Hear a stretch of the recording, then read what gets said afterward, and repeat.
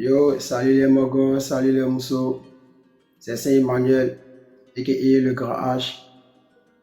Aujourd'hui, j'ai fait cette vidéo pour vous parler d'une chose très importante.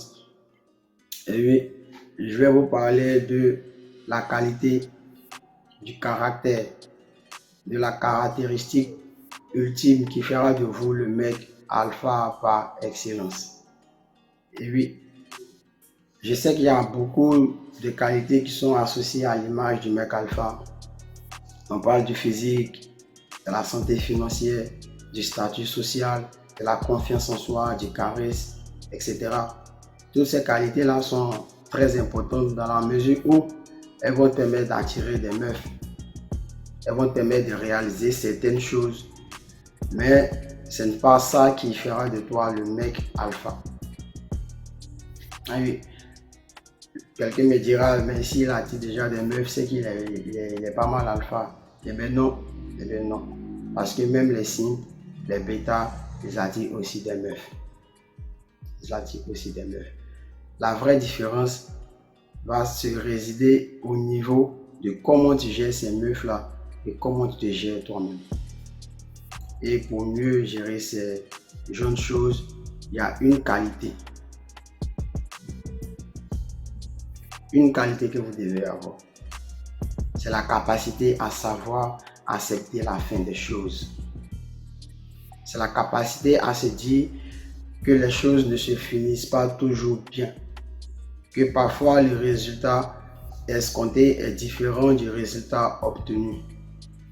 Et oui, quand tu intègres cette façon de penser là, tu vois les choses différemment. Et quand tu vois les choses différemment, tu vis également différemment. Voilà quoi. C'est très important ce que je suis en train de dire parce que selon moi, la vraie, véritable différence entre le mec alpha et le mec bêta, c'est leur capacité de réaction par rapport aux problèmes, par rapport aux situations, par rapport aux circonstances auxquelles ils sont confrontés. On connaît tous les mêmes choses, on vit tous les mêmes réalités.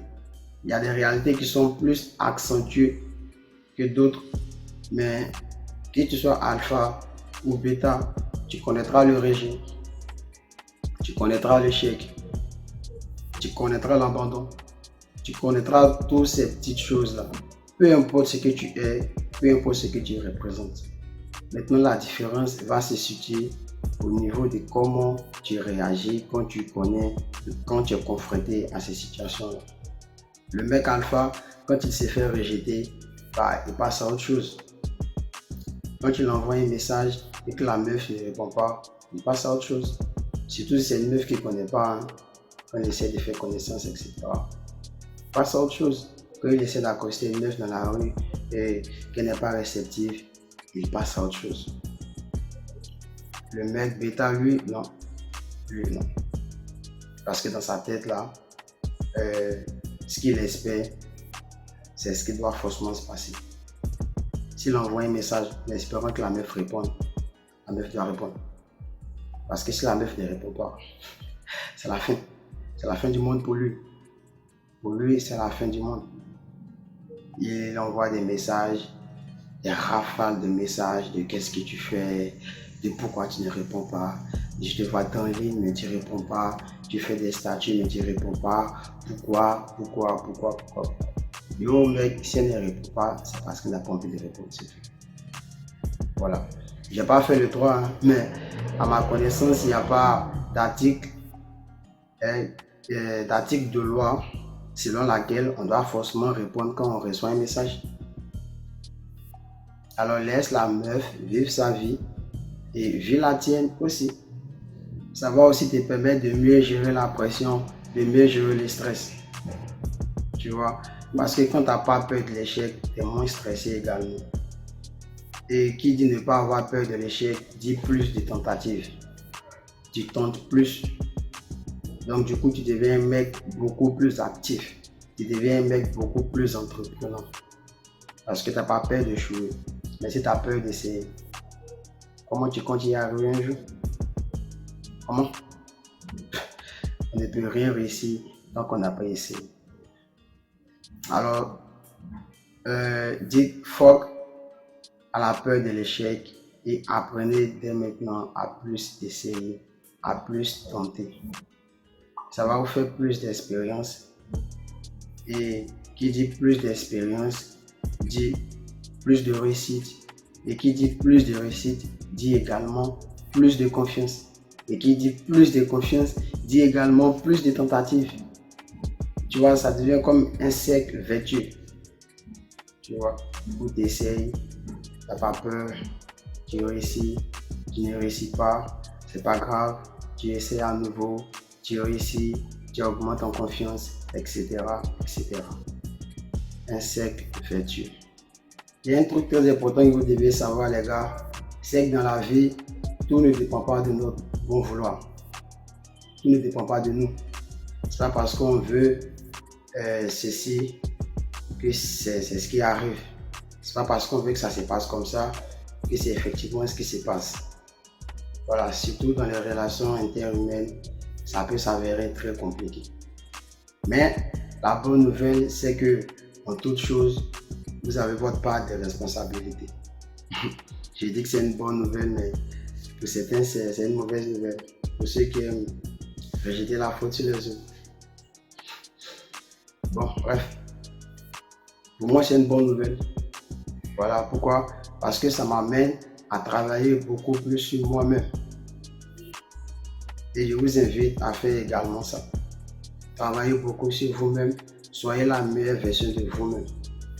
Parce que comme je le disais tantôt, vous avez votre part de responsabilité.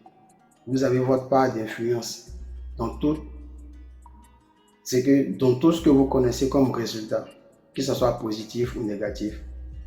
Donc, qu'est-ce que vous allez faire à partir de maintenant? Vous allez mieux travailler sur vos chances.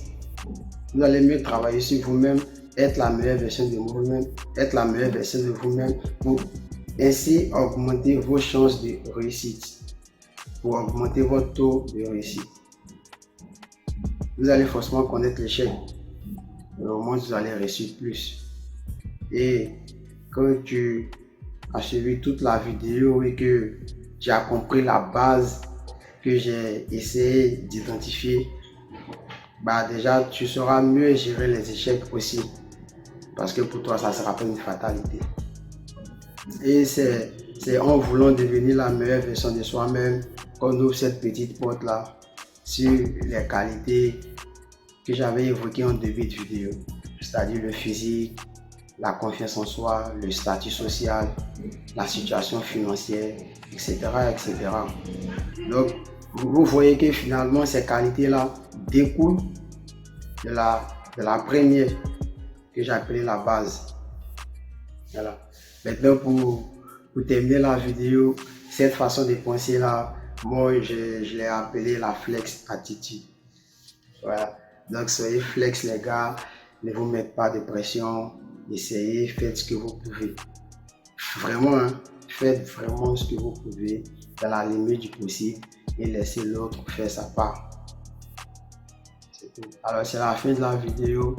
Je vous invite à liker et à partager si elle vous a plu et à laisser des commentaires aussi. Dites dans les commentaires pour vous, c'est quoi la qualité ultime du mec alpha. Dites ça dans les commentaires. Dans la prochaine vidéo, je vais parler de l'illusion qui donne naissance au mec bêta.